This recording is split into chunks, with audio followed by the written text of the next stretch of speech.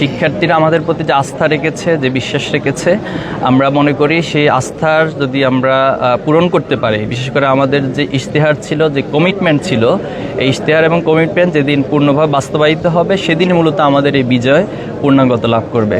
প্রথমত আল্লাহ তাআলার কাছে কৃতজ্ঞতা জ্ঞাপন করছি। এটা আল্লাহ তাআলার একান্ত মেহেরবানি যে আল্লাহ তাআলা এই বিজয়গুলো আমাদেরকে দান করেছেন। আমরা চেষ্টা করেছি আমাদের সামর্থ্য দিয়ে, বাট আল্লাহর সাহায্য এবং আল্লাহর পক্ষ থেকে মূলত আল্লাহর দয়ার মাধ্যমে এই বিজয় অর্জন হয়েছে। জন্য আল্লাহর কাছে কৃতজ্ঞতা জ্ঞাপন করছি।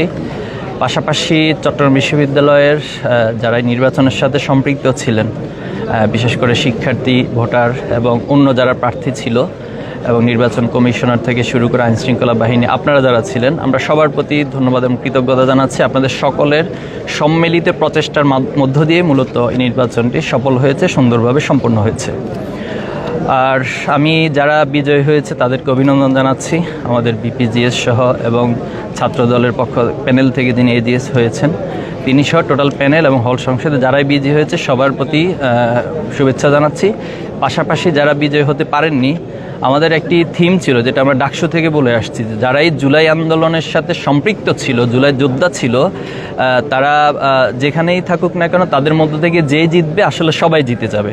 তো সেই সূত্র ধরেই বলতে চাই যে চট্টগ্রাম বিশ্ববিদ্যালয়ের আজকে যে বিজয়, এটি শুধুমাত্র কোনো দল বা ব্যক্তির বিজয় নয়, এটি সবার বিজয় এবং সকল জুলাই যোদ্ধাদের বিজয়, জুলাই শহীদদের বিজয় এবং চট্টগ্রাম বিশ্ববিদ্যালয় শিক্ষার্থীদের বিজয় হিসেবে আমি এটিকে বলবো। আর পাশাপাশি যারা বিগত সময়ে আমাদের বিরোধিতা করেছেন অথবা এই নির্বাচনে কিছু বিষয় একটু বিক্ষিপ্ত বিচ্ছিন্ন ঘটনা ঘটেছে, আমরা সবটুকুই ভুলে যাচ্ছি এবং কারোর প্রতি আমাদের কোনো অনুযোগ নেই, অভিযোগ নেই। আমরা মনে করি আমরা পারস্পরিক উদারতা, শ্রদ্ধাবোধের মধ্য দিয়েই এই বিশ্ববিদ্যালয়কে একটি নিরাপদ ক্যাম্পাস এবং আন্তর্জাতিক মানের ক্যাম্পাস হিসেবে গড়ে তুলব।